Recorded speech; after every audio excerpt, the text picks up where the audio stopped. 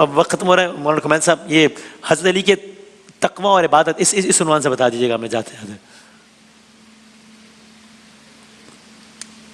مولا علی علیہ السلام کے جہاں تک تقویٰ کا تعلق ہے تو خود امام المتقین ان کا لقب ہے، متقین کے امام ہیں علی ابن ابی طالب علیہ السلام. جب ان کی شہادت ہوئی تو بعد میں کنیز سے ان کی یہ پوچھا گیا کہ آپ مولا علی کے گھر میں خدمت کیا کرتی تھیں، تو یہ بتلائیے گا کہ رجب المرجب، شعبان المعظم اور رمضان المبارک، یہ تینوں عبادتوں کے مہینے، ان تین عبادتوں کے مہینے میں سب سے زیادہ علی عبادت کس مہینے میں کرتے تھے؟ تو اس نے پلٹ کر جواب دیا کہ تم رجب اور شعبان اور رمضان کی بات کرتے ہو، میں نے تو علی کے رمضان اور شوال میں کوئی فرق محسوس نہیں کیا. تو وہ عبادت اور تقویٰ کا معیار. اور جہاں تک علم کی بات ہے تو باب مدینۃ العلم ہے علی علیہ السلام. رسول اللہ نے اپنے علم کا دروازہ قرار دیا انہیں. عالم و حاضل امہ ہے.